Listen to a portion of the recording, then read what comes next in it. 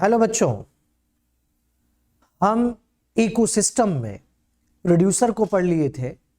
Last lecture में हमने macro consumer से रिलेटेड भी बातें आपसे की थी। यहां पर आज हम आगे की तरफ चलते हैं और मैक्रो कंज्यूमर से रिलेटेड ही कुछ ऐसे केस डिस्कस करते हैं जो स्पेशल केस में काउंट हो रहे हैं, जिनको देखकर हमें सोचना पड़ रहा है कि इसे कौन सा कंज्यूमर कहा जाए, कहां रखा जाए। चलिए तो एक एक करके इन पे डिस्कस करते हैं। और इसमें सबसे पहला जो स्पेशल केस आता है वो है प्लांट पैरासाइट।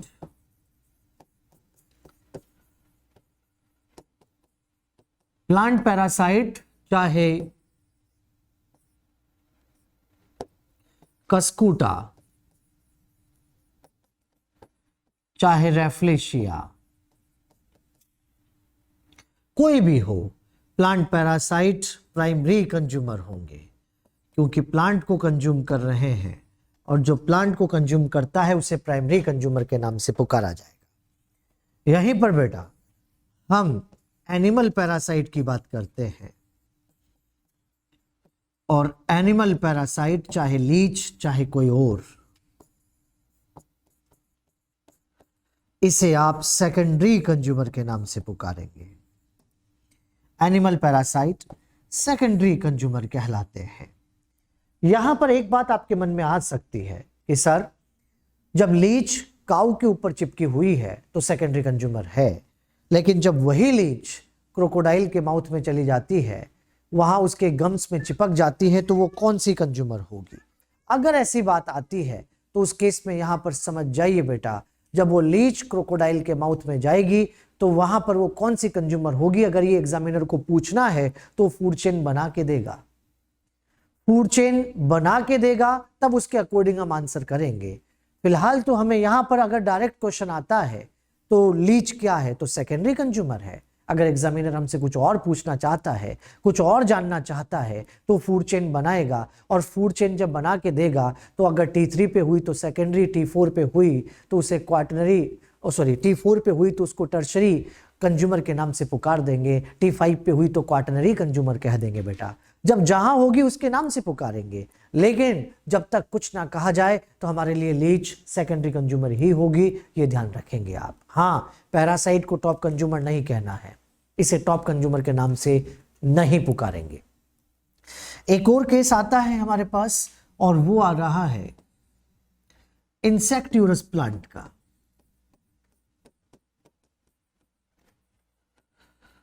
इंसेक्टिवरस प्लांट्स, जिन्हें कि आप कार्निवोर प्लांट के नाम से भी पुकारते हैं, जिन्हें कि आप प्रीडेटर प्लांट के नाम से भी पुकारते हैं। प्रीडेटर प्लांट,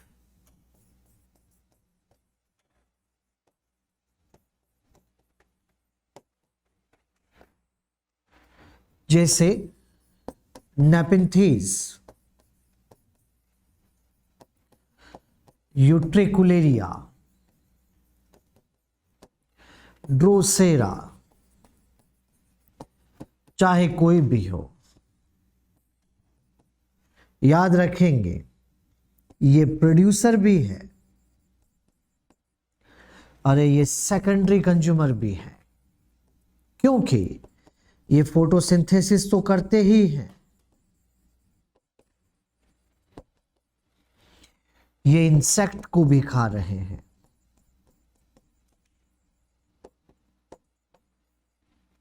ये इंसेक्ट तब खाते हैं जब नाइट्रोजन डेफिशिएंसी में ग्रो करते हैं।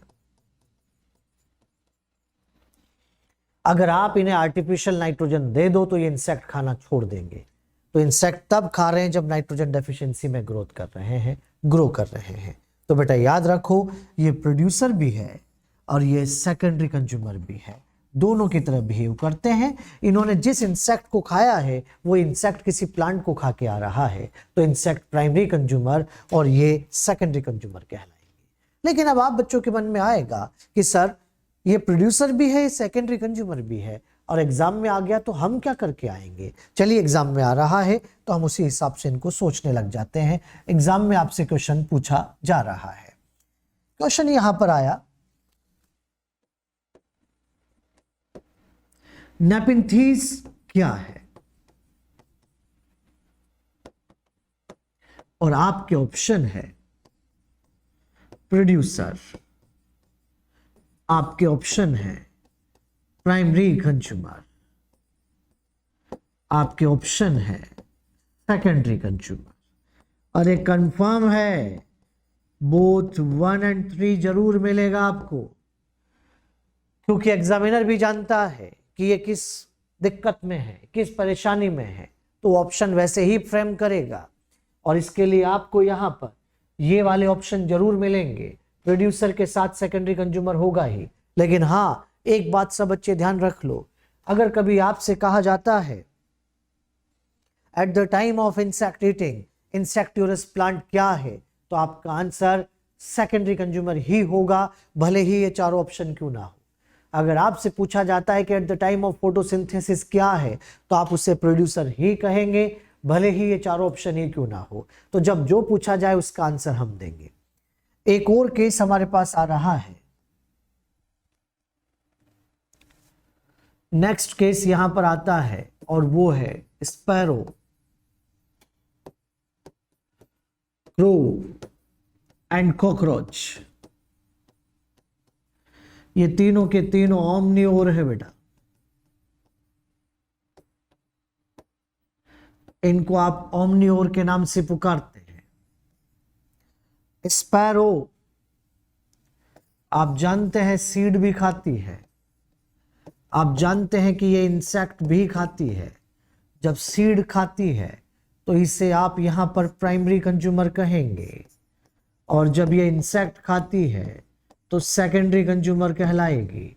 यहां सब बच्चे ध्यान दे लेंगे, इंसेक्ट खाएगी तो सेकेंडरी और सीड खाएगी तो प्राइमरी कंज्यूमर होगी। बेटा याद रखेंगे आप, स्पैरो का एक इंडिविजुअल एक बार में या तो प्राइमरी या तो सेकेंडरी कंज्यूमर होगा। वो दोनों ट्रॉफिक लेवल पर एक साथ नहीं होगा एक इंडिविजुअल।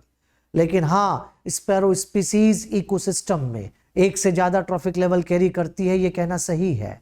क्योंकि कोई स्पैरो उस टाइम पर सीड खा रही है तो उसी टाइम पर दूसरी इंसेक्ट भी खा सकती है। लेकिन एक बात ध्यान रखो, इंसेक्टिवरस प्लांट का एक इंडिविजुअल एक बार में एक टाइम पर प्रोड्यूसर और सेकेंडरी कंज्यूमर दोनों ट्रॉफिक लेवल पे हो सकता है, क्योंकि वो फोटोसिंथेसिस करता करता इंसेक्ट खा सकता है। स्पैरो एक इंडिविजुअल एक बार में या तो प्राइमरी या तो सेकेंडरी कंज्यूमर होगी। इंसेक्टिवरस प्लांट एक बार में प्रोड्यूसर और सेकेंडरी कंज्यूमर दोनों हो सकता है एक इंडिविजुअल। लेकिन बच्चों याद रखो, अगर आपको फूड चेन लिखा मिलता है तो फूड चेन में तो दोनों, चाहे स्पैरो चाहे इंसेक्टिवरस प्लांट, एक बार में एक ही ट्रॉफिक लेवल बनाएंगे, क्योंकि फूड चेन में तो एक सिंगल सीक्वेंस ही बनती है बेटा। तो वहां पर आपको एक बार में इसे या तो प्राइमरी या फिर सेकेंडरी कंज्यूमर कहना है, दोनों जगह पर नहीं आएगा। लेकिन अगर आप इंसेक्टिवरस प्लांट की बात करेंगे तो वो भी फूड चेन में तो एक ही जगह पर आएगा। वेब में दोनों ट्रॉफिक लेवल कैरी कर सकते हैं। स्पीसीज की फॉर्म में अगर देखेंगे तो इकोसिस्टम में फूड वेब मिलते हैं, और फूड वेब के अंदर स्पैरो भी एक से ज्यादा ट्रॉफिक लेवल पे जा सकती है। फूड वेब के अंदर इंसेक्टिवरस प्लांट भी एक से ज्यादा ट्रॉफिक लेवल पे जा सकता है। यहां पर याद रखेंगे आप, क्रो अगर ये रोटी खा रहा है तो प्राइमरी कंज्यूमर, और अगर ये रैट को खा जाएगा, चूहा उठा के ले जाए, तो सेकेंडरी कंज्यूमर। यहीं पर बच्चे आप ध्यान रखेंगे, कॉकरोच भी रोटी खाएगा तो प्राइमरी, और कॉकरोच को खा जाता है, कैनाबलिज्म होता है, तो सेकेंडरी कंज्यूमर हो जाएगा। तीनों के तीनों primary secondary primary secondary primary secondary, तो तीनों को आप ओमनिवोर के नाम से पुकारेंगे। यहीं पर एक और केस हमारे पास में आ रहा है, उस पर भी बेटा हम चर्चा कर लेते हैं। और वो केस यहां पर आ रहा है ह्यूमन का। ये प्राइमरी कंज्यूमर भी होता है, सेकेंडरी कंज्यूमर भी होता है, और ये टॉप कंज्यूमर भी होता है। यहां पर सब बच्चे ध्यान रखें, अगर डायरेक्ट क्वेश्चन आ जाता है कि मैन क्या है, तो आपको तो टॉप कंज्यूमर ही कहना है, क्योंकि ये टॉप ही है। यहां पर अब जैसे फूड चेन के हिसाब से हमने डिसाइड कर लिया कि अगर प्लांट पर डायरेक्ट मैन फीड कर रहा है तो हमें इसका T2 यहां पर रिप्रेजेंट करना है, तो इसको प्राइमरी कंज्यूमर के नाम से पुकार देंगे क्योंकि T2 पर है। यहां पर अगर आपने कहा कि प्लांट और उसके ऊपर यहां ये गॉड और फिर मैन आ जाता है, तो इसको बेटा हम यहां पर T1, T2, T3 इसको आप सेकेंडरी कंज्यूमर के नाम से पुकार देंगे, ये सेकेंडरी कंज्यूमर होगा। यहीं पर बच्चे आप ध्यान रखेंगे कि यहाँ T3 को रिप्रेजेंट करने के लिए सेकेंडरी लिख दिया है, लेकिन जैसे प्लांट जो हमने कहा ग्रास है, इसको खाने के लिए यहाँ पर रैबिट है और रैबिट को वाइल्ड पिग खा जाता है, और इसको आगे की तरफ ये रहा मैन। तो अगर ऐसा है तो यहाँ पर ये T1, ये रहा T2, ये रहा T3 और ये रहा T4। तो यहाँ पर इसे आप टॉप कंज्यूमर के नाम से पुकार देंगे क्योंकि T4 है, आगे कोई नहीं खा सकता, तो टॉप कंज्यूमर के नाम से ही पुकारा जाएगा। तो यहाँ ये ऊपर वाली दोनों फूड चेन में भी टॉप ही है, लेकिन क्योंकि इसका T2 बताना था, इसका T3 बताना था, इसलिए इसको प्राइमरी और सेकेंडरी लिख दिया, बाकी और कोई बात नहीं है बेटा। नेक्स्ट एक और केस यहां पर आ रहा है और वो है मिल्क और मिल्क प्रोडक्ट को खाने वाले। मिल्क और मिल्क प्रोडक्ट्स पे फीड करने वाले सेकेंडरी कंज्यूमर कहलाते हैं। इनको आप सेकेंडरी कंज्यूमर के नाम से पुकारेंगे। मिल्क फीडर मतलब सारे न्यूबॉर्न बेबीज भी आ गए, तो जितने भी बेबीज हैं उनको आप सेकेंडरी कंज्यूमर के नाम से पुकारेंगे। एग्जामिनर अगर कुछ और पूछना चाहता है तो फूड चेन बना के दे देगा, उसके हिसाब से हम आंसर करने लग जाएंगे, लेकिन जब तक कुछ नहीं कहा हमारे लिए तो सेकेंडरी कंज्यूमर है। यहां चलिए एक एडल्ट काउ मिल्क ले रहा है तो उसके लिए फूड चेन क्या होगी वो भी हम देखें। ग्रास और यहां पर ये काउ और इसका प्रोडक्ट है मिल्क, और इस पे यहां पर मैन फीड कर रहा है। तो ये रहा T1, ये रहा T2, ये रहा T3। यहां पर बेटा आप इसे सेकेंडरी कंज्यूमर के नाम से ही पुकार रहे हैं। अगर कोई मिस्टर एक्स कर्ड खा रहे हैं, दही खा रहे हैं, मिल्क प्रोडक्ट, तो फूड चेन क्या होगी वो भी आप देखें। ग्रास, काउ, मिल्क और लैक्टोबैसिलस बैक्टीरिया आएंगे तभी तो कर्ड बनेगा, और ये रहा मैन। यहां पर आप देख सकते हैं ये T1 है, ये T2 है, ये T3 है, और एक बार फिर सेकेंडरी कंज्यूमर हो गया। लेकिन बच्चों आपके मन में आ रहा होगा कि सर यहाँ बैक्टीरिया भी तो बीच में आ गया, और जब बैक्टीरिया बीच में आया तो इसको भी तो कंसिडर करना चाहिए था। बिल्कुल ठीक बात है, लेकिन मेरी बात ध्यान से सुन लेंगे आप। जब भी किसी फूड चेन की शुरुआत प्रोड्यूसर से होती है, ग्रीन प्लांट से होती है, तो उसमें बैक्टीरिया अलग से ट्रॉफिक लेवल नहीं बनाते बेटा। बैक्टीरिया अलग से ट्रॉफिक लेवल नहीं बनाते जब शुरुआत प्रोड्यूसर से होती है, ग्रीन प्लांट से होती है। क्यों नहीं बनाते इसके बारे में चर्चा मैं आपसे आगे करूंगा, लेकिन आज मैंने कह दिया ना, बस कह दिया कि जिस फूड चेन की शुरुआत प्रोड्यूसर से, ग्रीन प्लांट से होती है, उसमें बैक्टीरिया अलग से ट्रॉफिक लेवल नहीं बनाते। तो फिर यहां पर आप कहें कि नहीं सर हमें तो बैक्टीरिया को रखना ही है। अगर आप बैक्टीरिया को रखना ही चाहते हो तो फिर उस केस में फूड चेन आपको डेट्राइटस बनानी पड़ेगी, DFC बनानी पड़ेगी। तो DFC फूड चेन में यहां पर आप देख सकते हैं वो डेड मटेरियल से चलेगी। तो ग्रास लिविंग है, काउ लिविंग है, लेकिन मिल्क डेड है बेटा। हमने फूड चेन मिल्क से शुरू की, और मिल्क और उसके ऊपर ये आ गए बैक्टीरिया, और ये रहा यहाँ पर मैन। ये लैक्टोबैसिलस बैक्टीरिया है। एक बार फिर T1, T2 और ये T3। वैसे ही आप सेकेंडरी कंज्यूमर ही देख पा रहे हैं। तो यहाँ पर ये वाली फूड चेन जो हमने लास्ट में बनाई है, डेट्राइटस फूड चेन है, इसको DFC के नाम से पुकारते हैं बच्चे। DFC डेट्राइटस फूड चेन की शुरुआत डेड मटेरियल से होती है, इसलिए यहां पर आप याद रखेंगे इसकी शुरुआत डेड मटेरियल से हो रही है। तो मिल्क से मैंने शुरू किया है। फूड चेन बिल्कुल सही है, कोई दिक्कत वाली बात नहीं है। ये भी सही है, इसको भी हम गलत नहीं बता सकते, क्योंकि ये प्रोडक्ट मिल्क था और उस पर बैक्टीरिया ने काम किया और फिर मैन ने खा लिया। तो बात तो दोनों ही सही है। आप चाहो तो DFC को फॉलो करके ये वाली फूड चेन बना सकते हो, चाहे इसमें आएगा तो वही T3 सेकेंडरी कंज्यूमर ही होगा। तो आपको यही कहना है। यहीं पर आपको एक और केस मिला जो कि बात हम पहले भी किए थे इसके बारे में, वेल। और इस वाले केस में आप जानते हैं बेटा कि वेल यहां पर जब फीड कर रही है तो वो खाना तो चाहती थी फाइटोप्लैंक्टन, लेकिन गलती से खा जाती है वो जूप्लैंक्टन, गलती से वो जूप्लैंक्टन को फीड कर जाती है। और अगर ऐसा हो रहा है तो यहां पर आप याद रखेंगे कि जूप्लैंक्टन के बाद ही उसको ट्रॉफिक लेवल मिलेगी, और ये T1, ये T2 और ये T3, मतलब कि वो सेकेंडरी कंज्यूमर के नाम से ही पुकारी जाएगी क्योंकि T3 पर आ रही है, सेकेंडरी कंज्यूमर ही यहां पर होगी। ये बात मुझे बतानी पड़ रही है क्योंकि आप जानते हैं कि वेल बाय नेचर हर्बियोर होती है, और हर्बियोर तो सेकंड ट्रॉफिक लेवल पे आते हैं, T2 होते हैं, वो प्राइमरी कंज्यूमर कहलाते हैं। लेकिन ये गलती से ही सही इसने जूप्लैंक्टन को खाया है तो ये थर्ड ट्रॉफिक लेवल पे जा रही है, तो इसको आप सेकेंडरी कंज्यूमर के नाम से पुकारेंगे बेटा। यहां आप याद रखेंगे लायन ऑलवेज टॉप कंज्यूमर होगा, कहीं भी हो इसको आप टॉप कंज्यूमर के नाम से पुकारेंगे।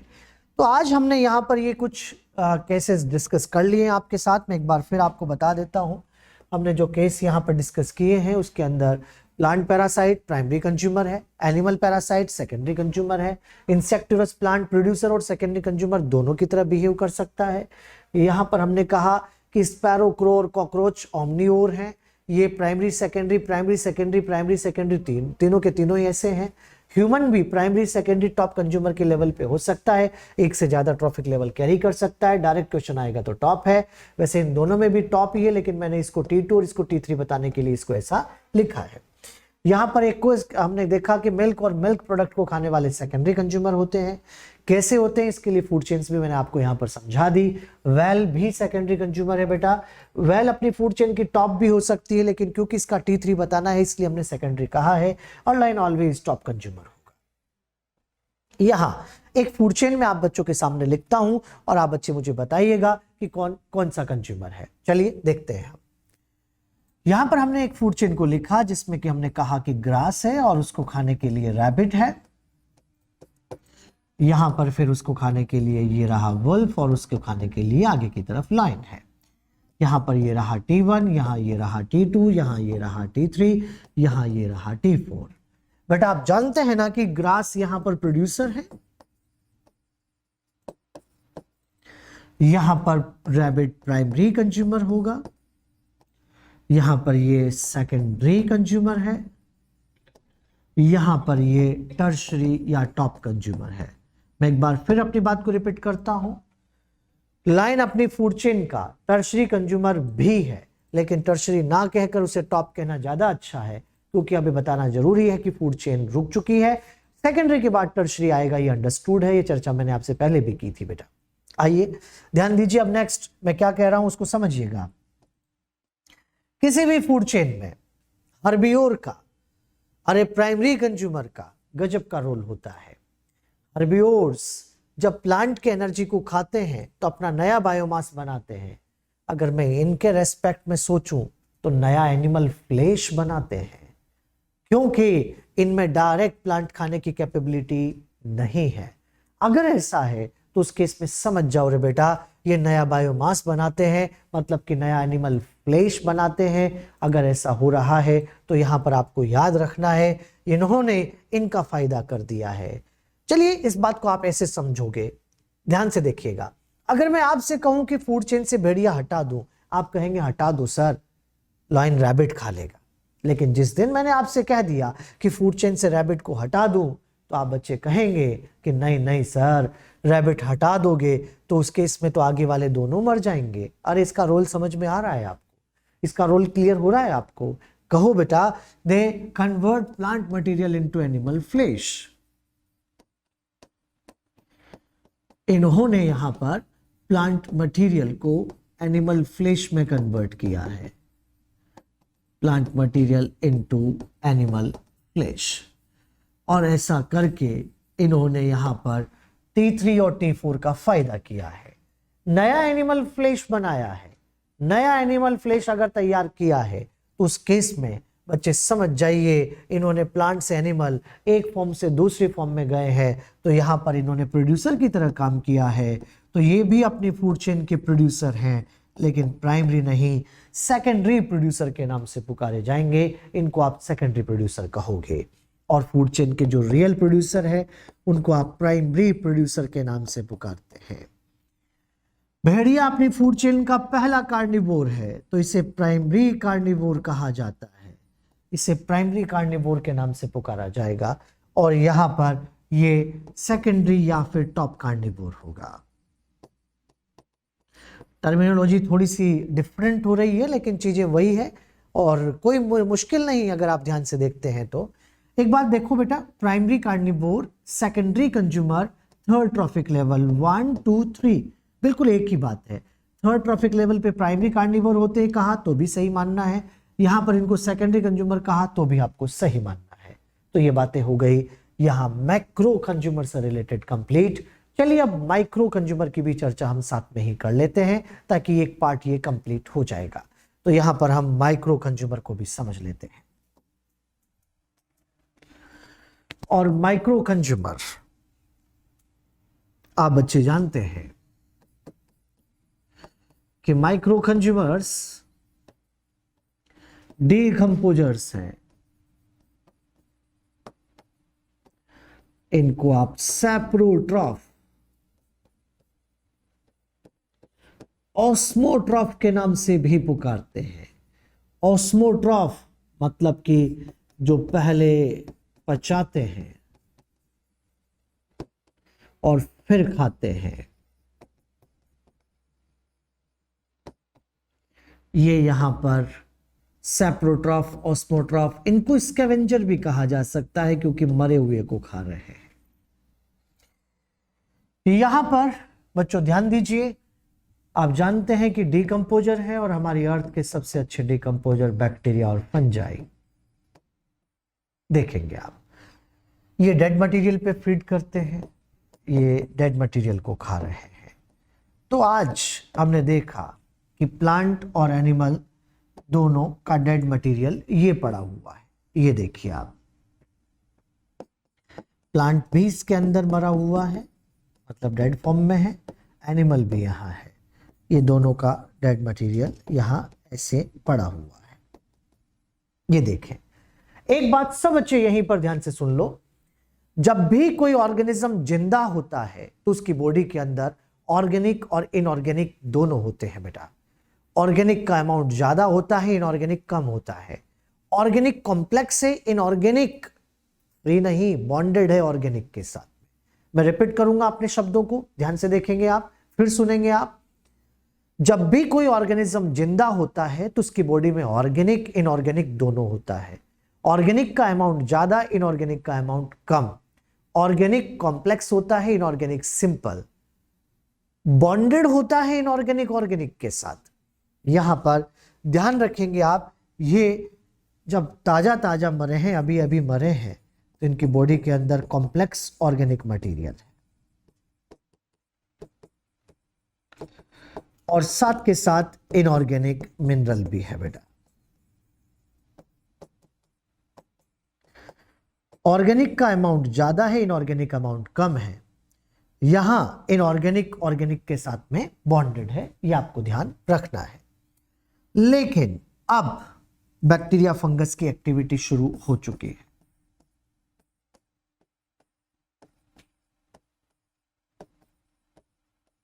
बैक्टीरिया और फंजाई एक्टिविटी कर रहे हैं, और जब एक्टिविटी करते हैं तो ये एक्स्ट्रा सेलुलर डाइजेशन कर रहे हैं, बाहर ही एंजाइम को सिक्रीट कर रहे हैं, और यहां ये कॉम्प्लेक्स ऑर्गेनिक मटेरियल के बॉन्ड्स को तोड़कर उसे सिंपल ऑर्गेनिक मटेरियल में लेके आएंगे। अभी अभी हमने कहा था ना कि यहां पर कॉम्प्लेक्स ऑर्गेनिक मटेरियल है, तो इसके बॉन्ड को ब्रेक करके किस में कन्वर्ट करेंगे? सिंपल में। और जब बॉन्ड ब्रेक हो जाएंगे तो इनऑर्गेनिक मिनरल फ्री हो जाएगा। तो आप बच्चे देख पाएंगे कि यहां पर इनऑर्गेनिक मिनरल फ्री हो रहा है, उसके बॉन्ड टूट चुके हैं, कहीं गया नहीं है, अभी सॉइल में ही पड़ा हुआ है, लेकिन वो किसी के साथ बॉन्डेड नहीं है, अब वो फ्री हो चुका है, फ्री फॉर्म में यहां पर है। जब ये फ्री हो जाएगा तो इस एरिया के प्रोड्यूसर तैयार ही बैठे हैं इसको एब्जॉर्ब करने के लिए। ये देखें आप, ये देखो प्रोड्यूसर यहां पर तैयार है इसे एब्जॉर्ब करने के लिए, ये देखिए। और जब ये इसके पास जाएगा तो इसके बायोमास का पार्ट बन जाएगा, और जब कोई हर्बियोर इसको खाएगा, ये रहा हर्बियोर T2, मैं ऐसे बना देता हूं, इसको देख के बच्चों हंसना नहीं आपको। ये हमने एक एनिमल बना दिया, क्योंकि अगर हम काऊ बनाते, रैबिट बनाते, डियर बनाते, क्यों, कोई ऐसा बनाओ जिसमें सब आ जाए, जिसे पहचानना मुश्किल ही नहीं नामुमकिन है। और यहाँ पर ये जब भी आएगा तो मैं T2 कहूँगा, ये आया तो इसने इसको खाया, और जब खाएगा तो उस केस में यहाँ का मटेरियल उसके पास भी गया। अरे एक दिन की बात है, हवाएं चल रही थी, इस T2 ने सोचा चलो उसे खाते हैं, और खाने आया ही था कि अचानक तेज हवा का झोंका और ये पेड़ टूटकर T2 पे गिर गया।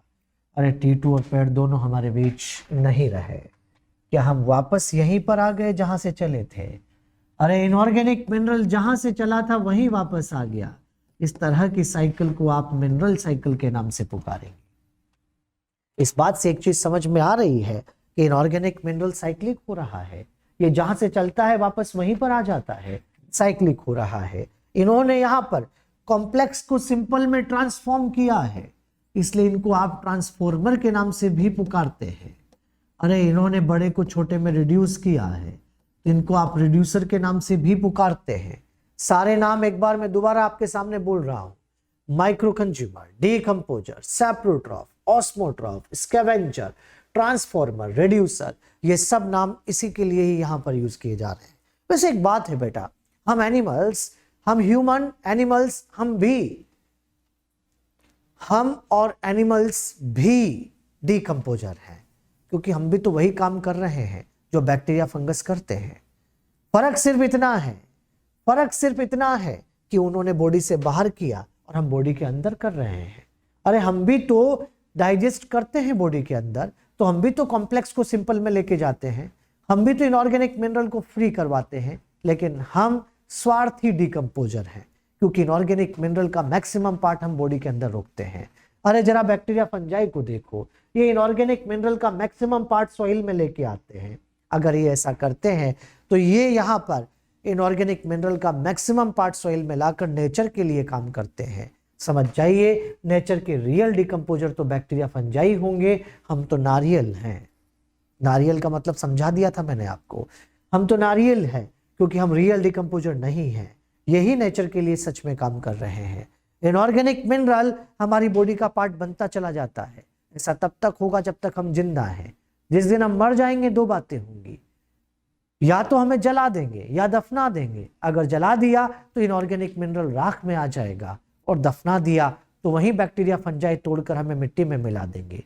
सीधी बात है, कहने को बातें लगती होंगी, लेकिन आज तो प्रूव हो गया, माटी का पुतला और माटी में मिल जाना है। इनऑर्गेनिक मिनरल चला भी यहीं से था और एक दिन उसको आना भी यहीं है। और अगर ऐसा है तो उस केस में आज आपको कहना पड़ेगा, इनऑर्गेनिक मिनरल को लेकर हमारा बायोस्फीयर एक क्लोज्ड सिस्टम है, क्योंकि इनऑर्गेनिक मिनरल यहीं घूम रहा है बेटा, यहीं साइक्लिक हो रहा है। चाहे वो चट्टानों में हो, चाहे वो सॉइल में हो, चाहे लिविंग के बायोमास में हो, यही साइक्लिक हो रहा है, यही साइक्लिक हो रहा है। आज आपको कहना पड़ेगा हमारा बायोस्फीयर इनऑर्गेनिक मिनरल को लेकर क्लोज्ड सिस्टम है, और हमारा बायोस्फीयर एनर्जी को लेकर ओपन सिस्टम है। यहां पर इस बात को मैं ऐसे आप लोगों के लिए बना देता हूं,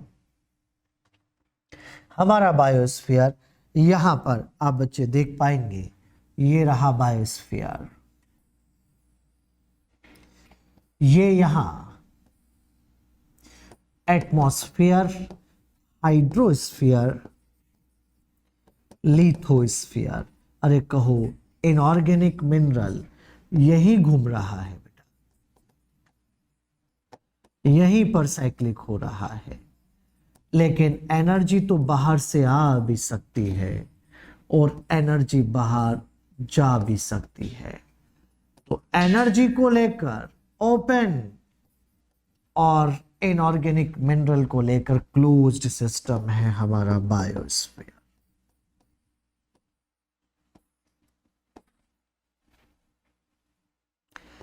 ही क्लोज्ड सिस्टम है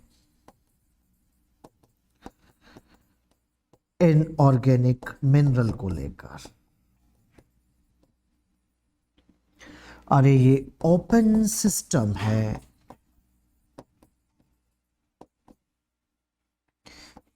एनर्जी को लेकर, क्योंकि एनर्जी सन हमारे यहाँ का नहीं है, एनर्जी बाहर से आ भी सकती है और एनर्जी बाहर जा भी सकती है। एक बात और देखो, जब बैक्टीरिया फंजाई इस पर एक्टिविटी करते हैं, जब इसके बॉन्ड्स को तोड़ते हैं तो उनको भी तो एनर्जी मिलती है, और जब उनको एनर्जी मिलती है तो वो भी अपना नया बायोमास बनाते हैं। अरे वो भी जब अपना नया बायोमास बनाएंगे तो वो भी तो नया सेल बनाएंगे, नया डीएनए बनाएंगे, नया सेल कंटेंट बनाएंगे, तो उनको भी तो इनऑर्गेनिक मिनरल चाहिए। कहां से लाएंगे रे बेचारे, वो भी तो यहीं से लेते हैं। मान लो बेटा आज टोटल 1000 इनऑर्गेनिक मिनरल यहां है जो बाहर आना था, लेकिन 800 ही पहुंचा। इसका मतलब 200 इन्होंने अपने पास में रोका है। जितना उन्होंने अपने पास रोका, याद रखो मैंने आपसे कहा 800 बाहर पहुंचा, इसका मतलब मैक्सिमम बाहर आ रहा है, नेचर के लिए ज्यादा काम चल रहा है। 200 उन्होंने अपने पास रोका। जितना उन्होंने अपने पास रोका, क्या वो अभी इस प्रोड्यूसर के पास जाने के लिए अवेलेबल है क्या?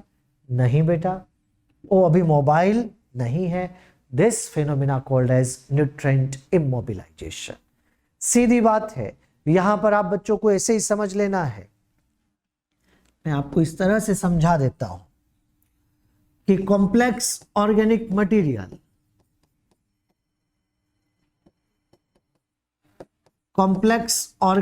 मटेरियल, प्लस इनऑर्गेनिक मिनरल, ये इसके साथ में बॉन्डेड था।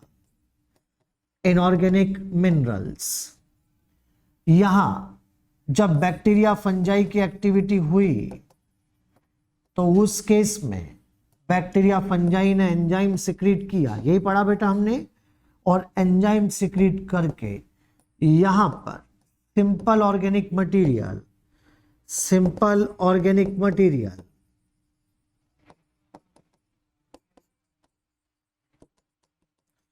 और इनऑर्गेनिक मिनरल को रिलीज कर दिया।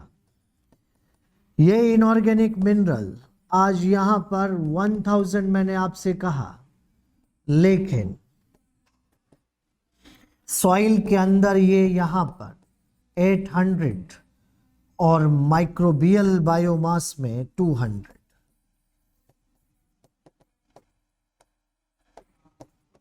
This phenomena called as nutrient immobilisation, इसको आप न्यूट्रिएंट इमोबिलाइजेशन के नाम से पुकार रहे हैं। न्यूट्रिएंट इमोबिलाइजेशन, अगर मैं डेफिनेशन बोलता हूं तो आप बच्चे समझ जाएंगे कि out of total release mineral, some minerals are tied up with microbial biomass that become temporarily immobile. This is called nutrient immobilization. वो अभी प्लांट्स के लिए अवेलेबल नहीं है। कोई भी बच्चा इसको नेगेटिव सेंस में मत सोचना, ये मत कहना कि रोक लिया, जाने नहीं दिया, कमी पड़ जाएगी। अरे उन्होंने रोक के अच्छा किया रे बेटा, जितना उन्होंने वहां पर रोक लिया उतना अभी उन्होंने वहां पर तेज बरसात में इकोसिस्टम से बहने से बचा ली।